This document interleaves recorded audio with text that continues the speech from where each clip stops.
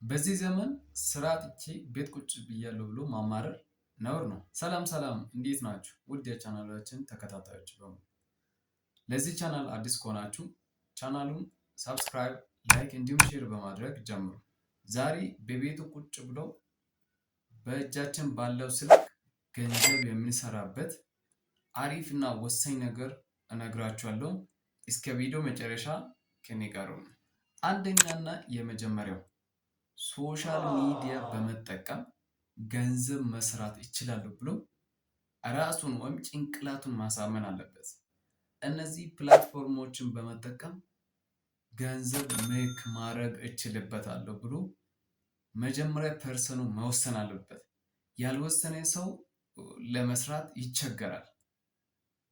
ብዙ ሰዎች እንደሚወራ ከሆነ እነዚህ ፕላትፎርሞችን በመጠቀም ገንዘብ ሜክ ማድረግ አንችልም የሚሉት ናቸው።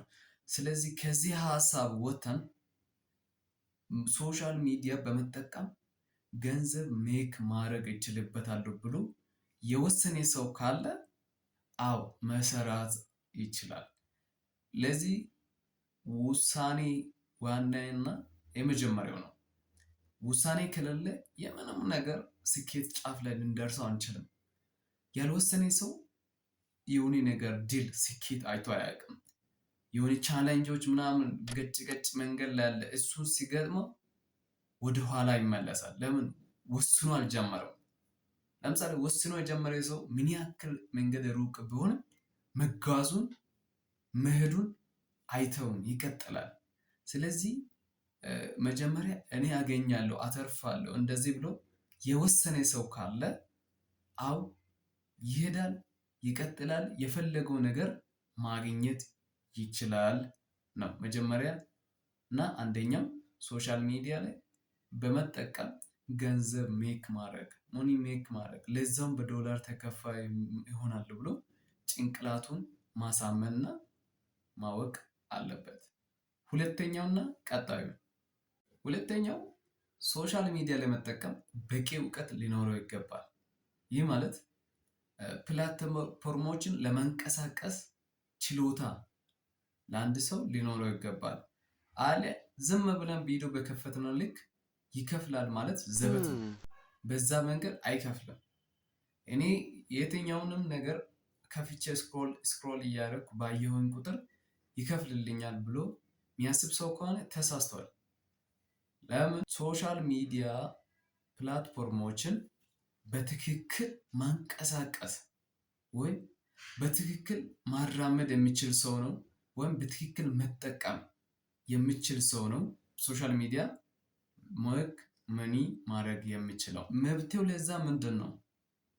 አሁን ለምሳሌ ለእኔ ሶሻል ሚዲያ ለመጠቀም በቂ እውቀት የለኝም ካልኩኝ መፍትሄውስ ምንድን ነው ካላችሁኝ፣ መፍትሄው አንድና አንድ ብቻ ነው፣ መማር።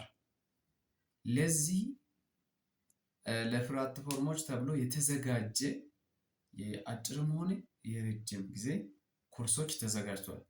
እነዚህን ኮርሶችን በመማር ወይም ስልጠና በመውሰድ እራሱን ብቁ ወይም እውቀት ሊያገኝ ይችላል። ስለዚህ የተለያዩ ቦታዎች ላይ ያስተምራል። ሶስተኛው ስልችትን ማስወገድ ነው። በዚህ ሳምንት በደንብ አሪፍ ቪዲዮ ወጥረን ሰርተን ከሆነ አሪፍ ስራ ሰርተን ከሆነ አይ ብለን ቀጣይ የምንተወው ነገር ሊኖረው አይገባም። ሁል ጊዜ ኮንቲኒየስ የሆነ አሪፍ ነገር መስራት አለብን።